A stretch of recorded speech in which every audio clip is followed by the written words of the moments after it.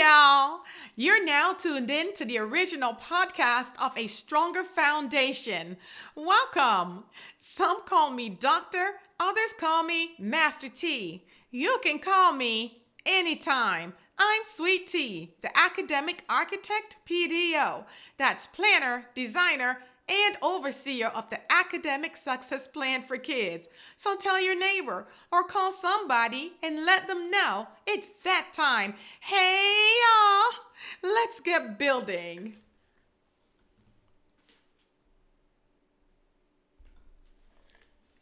Hey everybody, this episode is called The Best Trainers in the World. The best trainers in the world. I bet you can't guess who is. The best trainers in the world.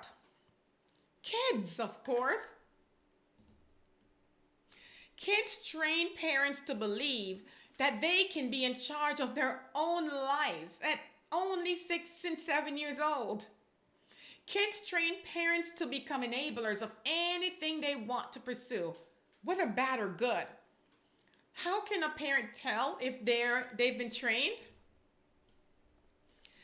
If your child dictates their desires to you and you hop to it, then find yourself convinced that it's what you really wanted to do for them in the first place, you're trained.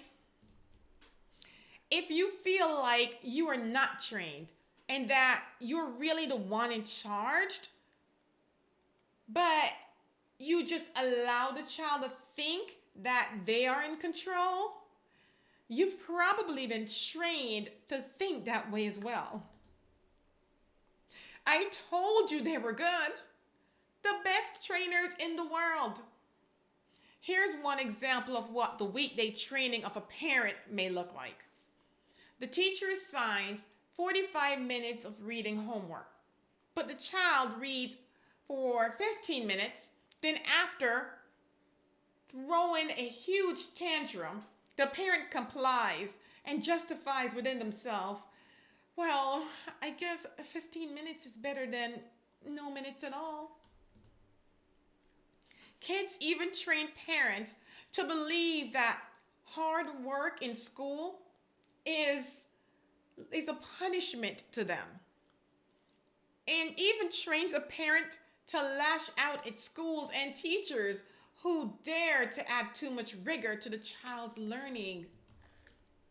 But the worst training that kids can succeed at is redirecting a parent's fear of their academic status so that this fear only exists buried way back within the parent's subconscious.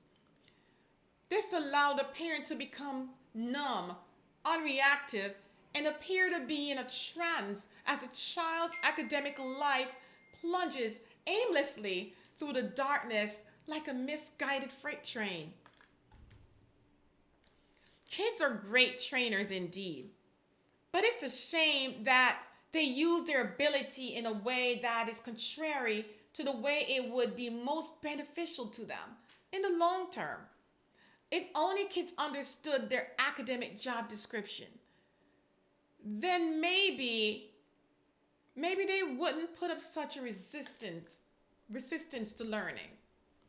When adults are hired, they are governed by a job description of their expectations and responsibilities.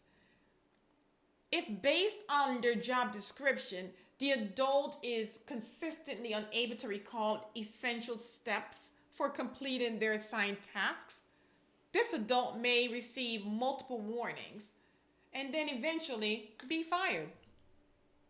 And so regardless of the job position held as adults, we remain cognizant of our work expectations in order to avoid any penalty. Adults have full-time jobs, and so do kids. Now, some adults are turned off by that statement, but it's a fact. Children do not have regular jobs like most adults, but they do have a full-time job. Their job description is to be the best full-time student that they can be. And by full-time, I don't mean midnight to noon. I mean a balance of academic focus incorporated within playtime. Regardless of how anyone wants to spin this, ultimately, this is their season of growth and development. This is the only time they will have to not have to worry about how they will live and survive. This is their time to prepare, plant, and sow. And the quality of their future lives will be based on the degree to which they fulfill their job description during this season. But because they are such great trainers, the absolute best, they essentially managed to train the very leaders of education reform into revising their academic job description to the point that there are digital resources in every classroom that practically do the significant amount of the child's job for them. And for example, the famous auto read resource, in which reading selections are read aloud to the student who is unable to read the text on their own. And this is due to compounding learning gaps, of course. Schools are becoming increasingly trained to embrace learning gaps through accommodations rather than eliminating the gaps. Now, there are many benefits to auto read resources, especially for students with true diagnosed disabilities like blindness or deafness. However, for students who use these resources as a crutch and has developed a detrimental dependency, these resources are more like hindrances. When used in a way other than intended, the auto read feature presents a crippling effect on the student. Now, automatic reading of the text is intended to demonstrate good reading habits for students to emulate. And that's the purpose of the digital auto reader. It presents good reading habits and it's intended for the students to emulate. It models good decoding skills, reading accuracy, fluency, and flow. But unfortunately, when kids become dependent on this type of resource, they use it exclusively, which robs their ability to develop these skills manually. Manually reading text has many benefits that are prerequisites. They're prerequisite skills for success in secondary grades. It allows kids to practice eye-to-brain coordination, to increase their ability to properly track words and align mental connections with word recognition. But when kids read to themselves, there are numerous cognitive processes at work. But when kids train schools to overlook their lack of manual reading practices, they fail to develop reading accuracy and fluency. Then, in other situations, when auto read is not an option or it's not available, the child becomes anxious and at a great loss. This becomes a problem that lays dormant until it is exposed during secondary grades. The problem develops because the natural process of reading involves a child manually reading and making smooth mental connections in small increments as knowledge is pushed into the child's long-term memory storage. Now, it's a process similar to our body's natural digestion process, in which chewing occurs first, which breaks down food into smaller pieces, and then naturally swallowing follows in small portions. The point is that the steps work together in a synchronizing fashion. But with the auto read, it's almost as though the computer does the chewing and the child is expected to swallow and digest. not realizing that the essential component that makes the process a natural function has been removed. But again, this is how the curriculum has been transformed by the best trainers in the world. So, is this situation a little ado about nothing? Well, one might not be able to see how a little child can have such a significant reach that influences planning and design of a curriculum, but they do. See, research is based off of data collected from students. Research findings guides development of new theories about best teaching practices. Hence, the students' voices are elevated to the ears of the change agents, and they are complying by modifying students' academic job descriptions. So, is it a little to do about nothing? Well, let's see by analyzing how much compromise has been applied to what students were once held accountable for and the new response to their learning deficiencies. Now, remember, in our previous episodes, we talked about how, based on the norms of the new breed of learners, that the new teacher species have adapted and learned to pick their battles as a means of survival of the fittest. The standards that I'm about to share with you were once considered mandatory. They were actually mandatory components of a child's academic job description. But as it became painfully clear that more children are failing to demonstrate competency in these skills, they have basically trained the academic evaluators to just roll with it. This is what it is. This is what it's going to be. This is as good as it's going to get. Take it or leave it. Okay? So, it's like the old saying, can't beat them, join them. So here is my humorous interpretation of how an evaluator that's grading a child's paper may be forced to come to terms with a child's failure to comply with the standards.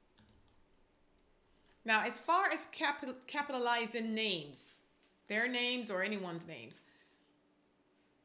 an evaluator might be forced to settle and say, well, it's their name, so who cares how they write it? As far as end marks and sentences are concerned, evaluator might be forced to say, no big deal. I mean, who does that anymore? Punctuation of sentences?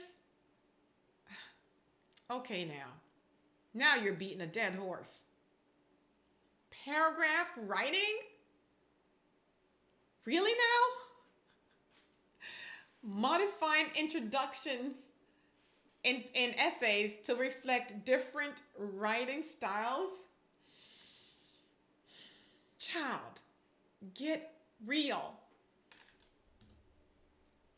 Now, although these skills may seem trivial and insignificant, the fact is that if these are the standards set forth by the curriculum to be mastered since kindergarten, yet at second and third grade or above, they are still not mastered, but somehow the student receives a PR. What does that say to you? Now, could you as an adult get away with such work ethics on your job? And then on top of all of that, get a raise or promotion as a reward for your lack of knowledge?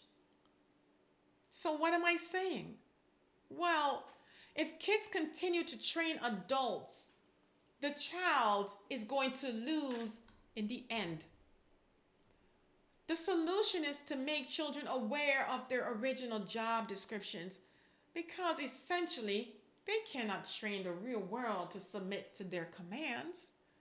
So here you see how they are possibly being set up for failure. That's unacceptable.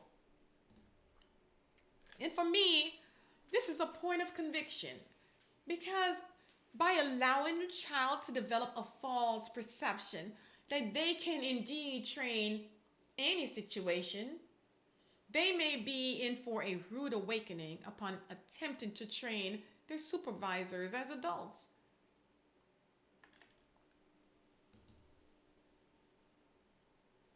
Now, as early as possible, kids may be trained with exposure to rigor before they get to the point and before they get the chance to begin to embrace these false beliefs that kids sometimes have about school.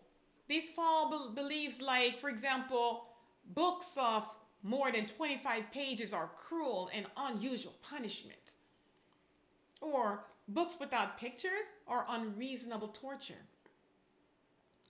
That homework that lasts more than 5 minutes is insensitive. That studying for tests are unnecessary. And that being their best is overrated. Don't take all that, or simply just doing the most.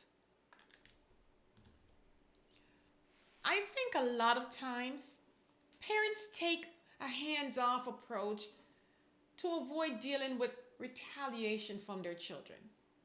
But I'll tell you this, kids love a challenge, especially if they feel they can win. Otherwise, they rather just back away to save face or avoid shame. But the upside to this is that competence removes that fear. So, what has to happen to many academic rule makers?